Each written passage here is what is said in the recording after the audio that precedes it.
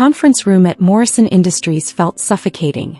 23 shareholders sat around the mahogany table, watching my father present his expansion proposal. I sat in the back corner, exactly where I'd been sitting for the past 8 years. Quietly observing, never speaking, always dismissed. "We're looking for committed partners," Dad continued, his voice booming with the authority he'd cultivated over 30 years in manufacturing. "People who understand what it takes to build something real. This isn't a hobby. This isn't a side project for trust fund kids playing entrepreneur." His eyes swept the room, deliberately skipping over me. I was 29 years old, and to my family, I was still the warehouse worker who'd somehow talked his way into these meetings. My sister Victoria leaned back in her chair, perfectly manicured nails tapping against her leather portfolio. At 32, she was Dad's golden child. Harvard MBA, 3 years at McKinsey, now VP of Strategic Development at Morrison Industries. Everything I wasn't. "The real question," Victoria interjected smoothly, "is whether we have the capital depth to support this expansion without diluting our core investor base. We need partners who can commit to the $200 million threshold." I kept my expression neutral, years of practice making it effortless. They had no idea I'd been listening to these same presentations since I was 21, quietly building my position while they mocked my warehouse job. My brother Marcus chimed in from across the table. "We should be targeting institutional investors. Serious money. Not people who think reading a few business books makes them qualified."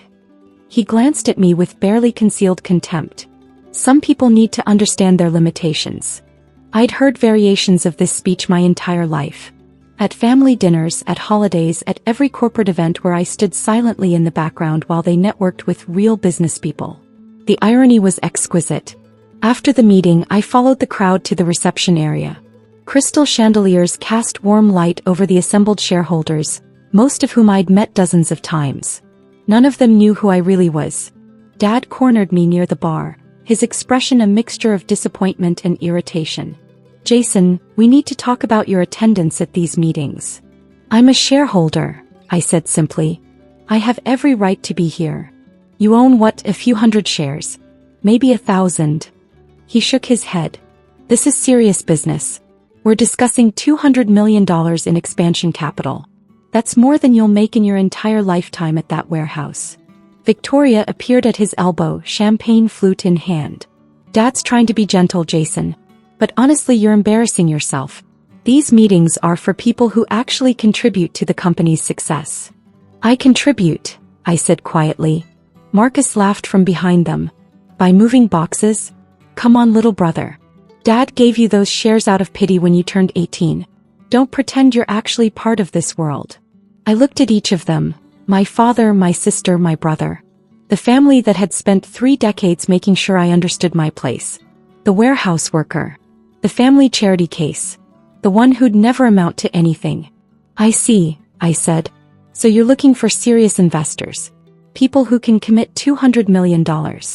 "Exactly," Dad said, relieved I was finally understanding. "This is big league stuff. You should focus on your strengths. The warehouse needs reliable people. There's no shame in that." "And if I wanted to be considered for a partnership position?" I asked. "Hypothetically." Victoria actually laughed. "Jason, a partnership position requires a minimum $50 million investment commitment. You'd need to prove you have the capital, the business acumen, and the track record. You have none of those things." "Budget table suits you better," Marcus added. "Let the adults handle the real decisions." I nodded slowly, pulling out my phone. "I understand. You need serious money. Proven investors. People with actual skin in the game."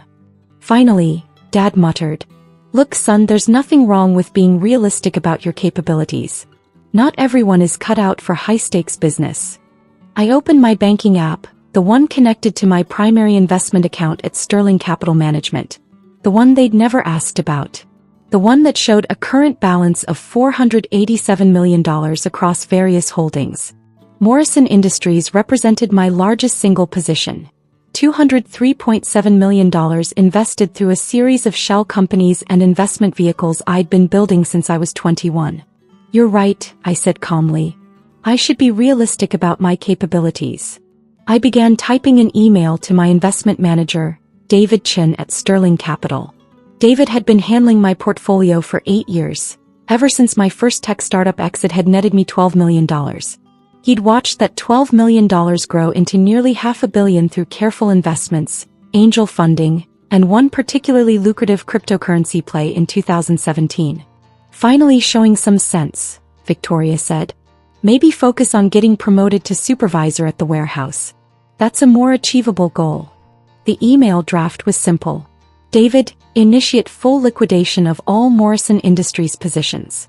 All holdings across entities Delta, Epsilon, and Zeta. Total withdrawal, $203.7 million. Execute immediately. Authorization code, JM7734. My finger hovered over the send button. Jason, Dad said, his tone softening slightly. I know this is hard to hear, but you'll be happier once you accept your limitations. Not everyone can be a CEO or a major investor. Your mother and I are proud that you've maintained steady employment. That's enough. I pressed send. I appreciate that, Dad, I said. You've always been clear about where I stand. My phone buzzed immediately. David's response was instantaneous. Confirmed. Liquidation initiated. Board will be notified within 30 minutes per SEC requirements. Documents being prepared. Call when you're ready to discuss reallocation. The reception continued around us. Shareholders mingled, discussing the expansion plans, celebrating the company's trajectory. Morrison Industries had grown 340% over the past 8 years, something my family attributed to Dad's leadership and Victoria's strategic vision. They never wondered why the company always seemed to have capital available exactly when it was needed. They never questioned where the crucial Series C funding had come from 6 years ago. They never asked who'd provided the bridge financing that saved them from bankruptcy during the 2020 supply chain crisis. I'd been their safety net for 8 years, quietly ensuring the family business survived and thrived while they mocked my warehouse job. The job I'd kept us cover, working 3 days a week to maintain appearances while managing a $400 million investment portfolio from my laptop. Marcus approached with 2 other board members, both men in their 60s who'd served on the Morrison board for decades. Jason, you remember Gerald and Thomas? Marcus said, his tone making it clear he expected me to excuse myself. Of course, I said politely. How are the Q3 projections looking, gentlemen? Gerald smiled indulgently. Well, that's board-level discussion. But the company's in excellent shape. Your father and sister have built something remarkable. Indeed, I said. Though I imagine the expansion plans require significant capital restructuring? Thomas nodded. Very astute observation for someone not in the business. Yes, we're finalizing a $200 million capital raise. It's the largest in company history. Ambitious, I replied. I assume you've secured commitments from your major investors? Most of them, Gerald said. We have a few final confirmations pending, but the board is confident. We have very loyal shareholders. My phone buzzed again. David. First board notification sent. SEC filings submitted. This will hit internal systems in 15 minutes. Want me on standby? I typed back. Standby confirmed. We'll call within the hour. The key, Marcus interjected, clearly wanting to demonstrate his business knowledge, is maintaining relationships with serious institutional investors. People who understand long-term value creation. Like your anchor investors? I asked casually. Exactly, Marcus said. Our top 5 shareholders control about 60% of the company. As long as they're committed, we're golden. I nodded. I was 3 of those 5 investors spread across different entities. Delta Holdings, $78 million. Epsilon Ventures, $69 million. Zeta Capital Partners, $56.7 million. Total, $203.7 million. Approximately 41% of Morrison Industries. Victoria joined the circle, her phone in hand. The board secretary just sent the expansion timeline. We'll finalize partnership commitments by end of week, then move to execution phase. Assuming no surprises, I said quietly. He gave me a pitying look. There won't be any surprises, Jason. This is how serious business works. You plan, you execute, you succeed. Maybe if you'd applied yourself in school instead of barely graduating, you'd understand. I'd graduated summa cum laude from MIT with a double major in computer science and finance. Online at night while working the warehouse job and building my first 3 companies. They'd never asked about my education beyond high school. Dad's phone rang. He glanced at the screen, frowning. "It's Robert from the board." "Excuse me." He stepped away and I watched his expression change from confident to confused to concerned in the span of 30 seconds. Victoria's phone buzzed. Then Marcus's. Then Gerald's and Thomas's. "What the hell?" Marcus muttered, staring at his screen. Victoria's face had gone pale. "There must be a mistake. This says, no, this can't be right." Dad returned, his face ashen. "We need an emergency board meeting. No. Everyone to the conference room."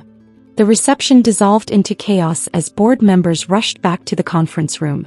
I followed slowly, laptop tucked under my arm, watching the panic spread like wildfire.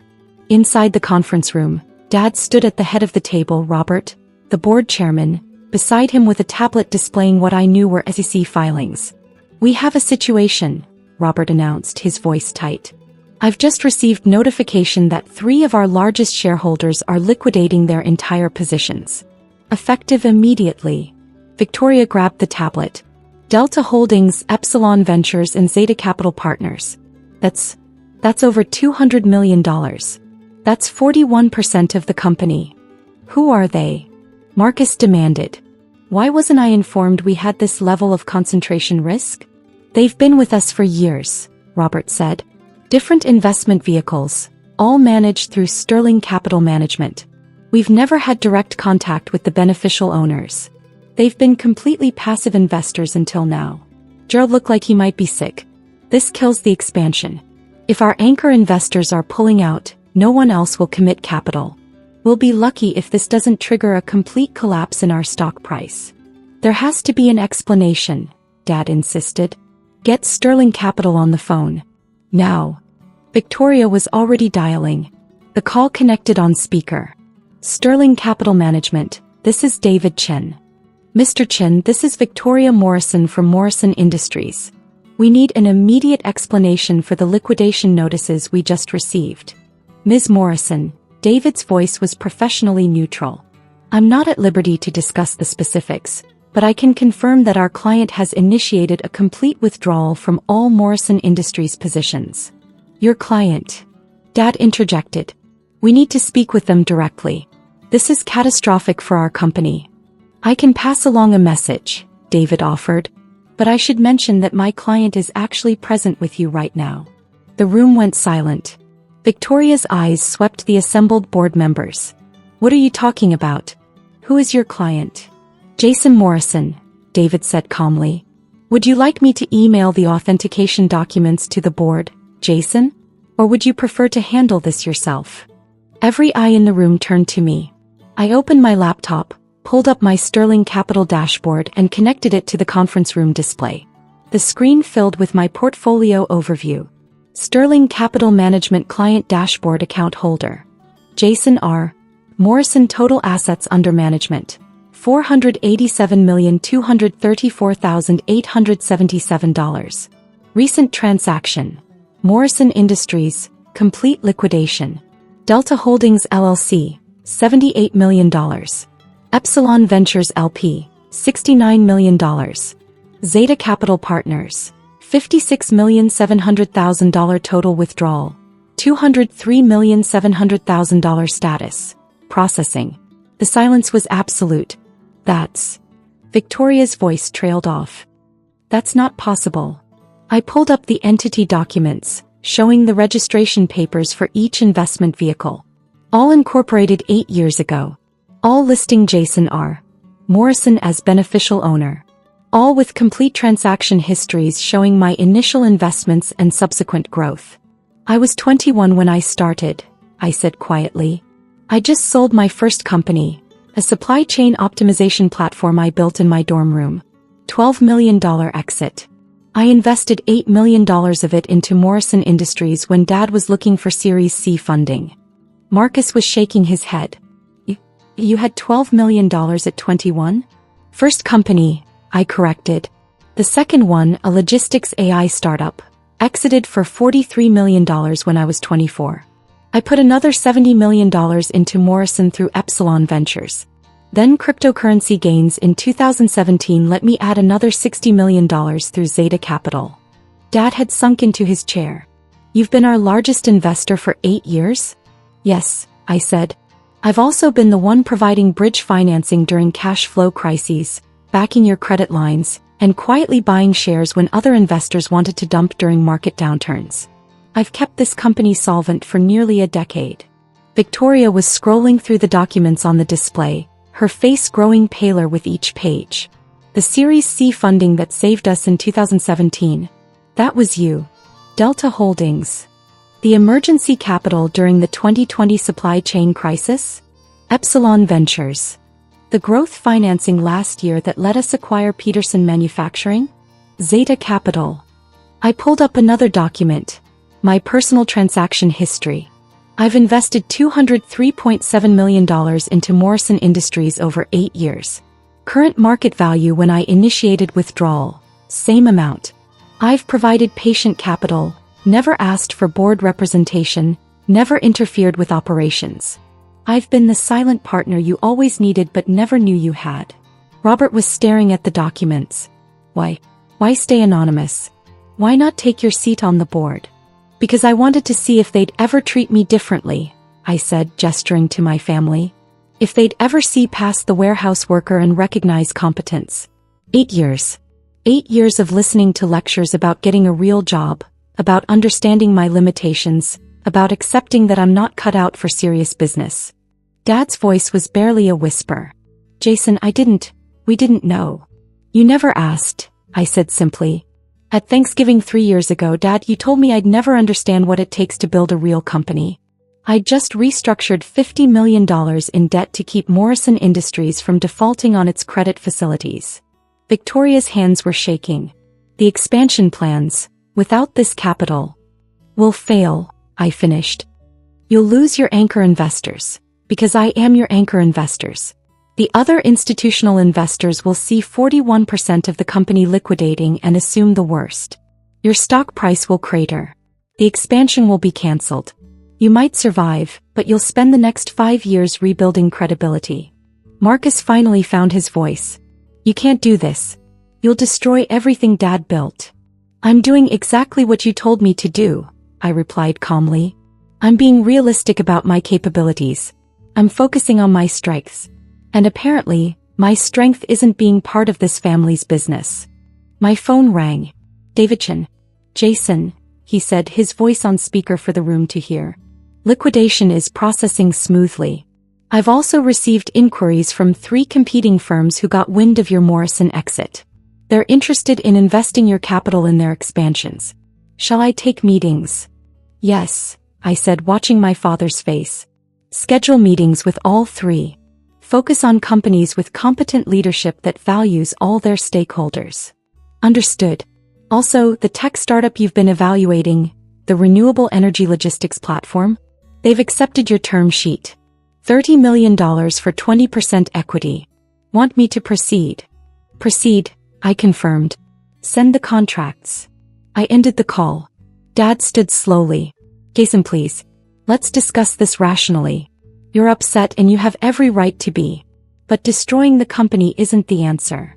I'm not upset, I said truthfully. And I'm not destroying anything. I'm simply withdrawing my investment from a company whose leadership told me, repeatedly and explicitly, that I don't belong there. You were very clear at today's meeting. You need serious investors. People who understand what it takes.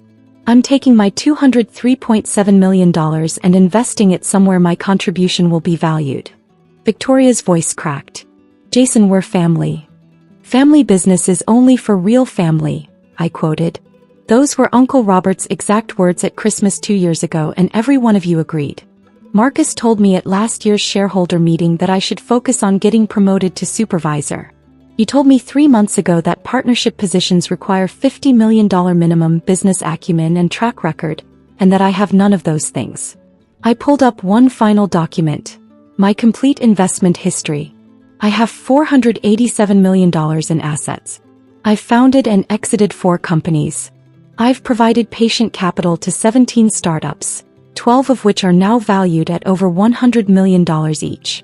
I have business degrees from MIT that I earned while you assumed I'd barely graduated high school. And I've spent 8 years being treated like the family failure while secretly keeping your business alive. The board members were staring at the display, at the undeniable evidence of everything I'd built while being dismissed as a warehouse worker. Robert cleared his throat.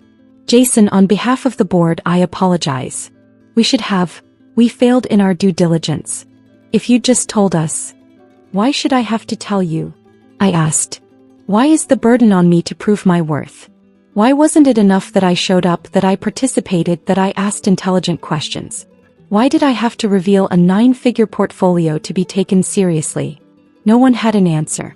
Gerald spoke up, his voice hesitant. Is there any way to reverse this decision? I closed my laptop. The SEC filings are submitted. The liquidation is processing. Sterling Capital is already reallocating my portfolio. It's done. But the money hasn't transferred yet, Marcus said desperately.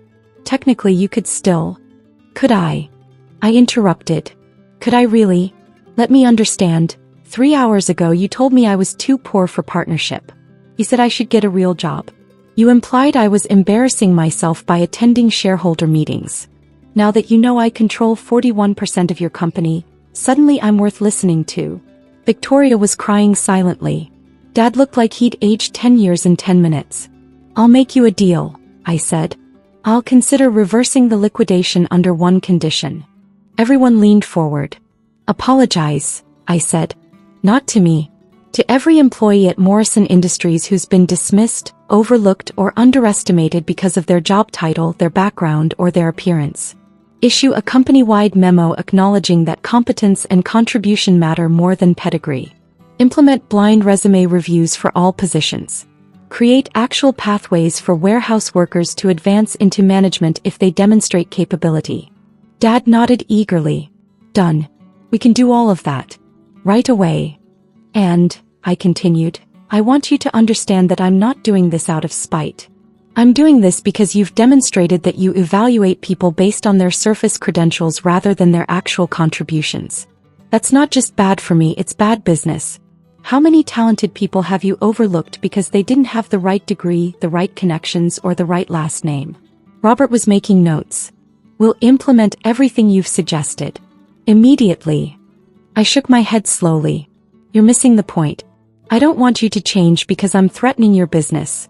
I want you to change because it's the right thing to do. But you can't, can you? You'll implement these policies to save the company, but the moment the crisis passes, you'll go back to judging people by their resumes rather than their results. That's not fair, Victoria protested. We're trying to make this right. Are you? I asked. Or are you trying to save your expansion plans? My phone buzzed with an alert. The first tranche of liquidated assets had cleared. $68 million deposited to my Sterling Capital operating account. The money's moving, I said. First wave just cleared. The rest will follow over the next 48 hours. Dad stood reaching for my arm. Son, please. Give us a chance. We made mistakes, horrible mistakes. But we're your family. I looked at his hand on my arm.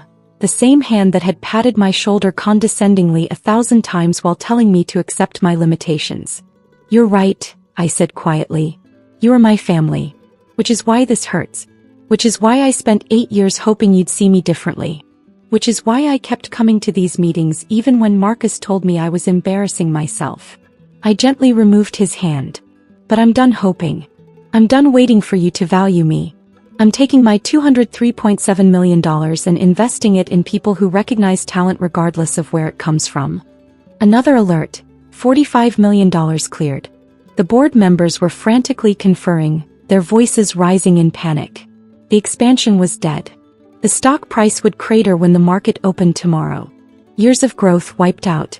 Victoria grabbed my laptop before I could stop her, staring at the Sterling Capital dashboard with wild eyes. There has to be something. Some way to fix this. I took the laptop back. There was 8 years of opportunities to fix this. Every time you dismissed me, every time you told me to get a real job, every time you implied I wasn't smart enough or serious enough or worthy enough. Those were opportunities. You chose not to take them. Marcus stood abruptly. This is blackmail. You're holding the company hostage over hurt feelings. No, I corrected.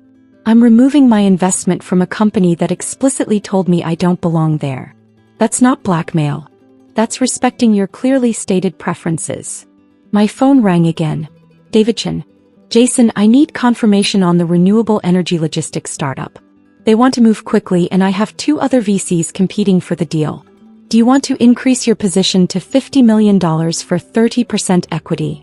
I looked at my family. Dad slumped in his chair, Victoria crying, Marcus seething, and the board members desperately trying to calculate if the company could survive losing 41% of its capital base. Increase to $75 million for 35%, I said.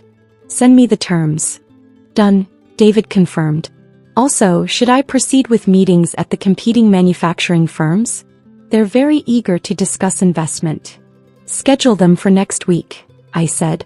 And David, see if any of them have employee advancement programs. I'm interested in companies that promote from within. I ended the call. $89 million cleared. Only $115.7 million remaining in Morrison Industries holdings, and it would all be gone by tomorrow. Robert made one final attempt. Jason, as board chairman, I'm formally requesting an emergency meeting to discuss restoring your investment position. We can offer you 3 board seats, VP title, whatever you need. I don't need anything, I said simply. I needed you to respect me 8 years ago. I needed you to value contribution over credentials. I needed my family to believe in me before they knew I had $487 million. But I don't need that anymore. I've built my success without your acknowledgement, and I'll continue building it without your approval. I packed up my laptop. The warehouse needs reliable people, right, Dad? There's no shame in that. So I'll finish out my last 2 weeks there and then I'm moving to Silicon Valley. I have 17 portfolio companies that actually value my input. Dad's voice was broken. Jason, I'm sorry. I'm so sorry. I know, I said. And I did. I could see the genuine remorse in his eyes, the devastating realization of what he'd thrown away through years of casual dismissal. But it was too late. $112 million cleared. Victoria stood blocking the door. Please, just tell us what you want. Anything. I wanted you to see me, I said quietly. That's all I ever wanted. To be seen as competent, valuable, worthy of respect. Not because of my portfolio but because of who I am and what I contribute. I stepped past her toward the door. But you couldn't do that, I continued. And now you're offering me board seats and titles and respect because you've seen my bank balance. Which proves you never really saw me at all. The final alert. $203.7 million completely liquidated from Morrison Industries. Assets transferred to Sterling Capital operating account. I turned back one last time. Good luck with the expansion. I genuinely hope you find investors who fit your definition of serious money. But those investors won't love this company the way I did. They won't protect it during crises. They won't provide patient capital when times are tough. They'll want returns, board control, and quarterly performance. You gave us all of that without asking for anything, Robert said quietly. Why?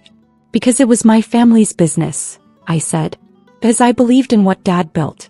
Because I hoped that someday, you'd all realize that the kid in the warehouse was paying attention, learning, and building something remarkable. I opened the conference room door. But I was wrong. You'll never see past the surface. So I'm taking my $203.7 million and finding people who will. I walked out. Behind me, I heard the chaos erupt. Board members shouting, Victoria sobbing, Dad's voice calling my name. I didn't look back. My phone buzzed one final time. David Chen, full liquidation complete. $203.7 million transferred. Where do you want me to reallocate? I stepped into the elevator, watching the conference room door close behind me. Find me companies run by people who started in warehouses, I typed. Who worked their way up. Who value contribution over credentials. I'm done investing in businesses that judge people by their resumes.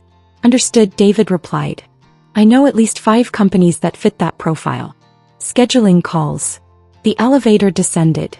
By the time I reached the ground floor, My phone was filling with meeting requests, investment opportunities, and messages from portfolio company founders congratulating me on the Morrison exit. None of them asked about my warehouse job. None of them questioned my competence. None of them needed to see my bank balance to know I was worth listening to. They saw me. And that, finally, was enough.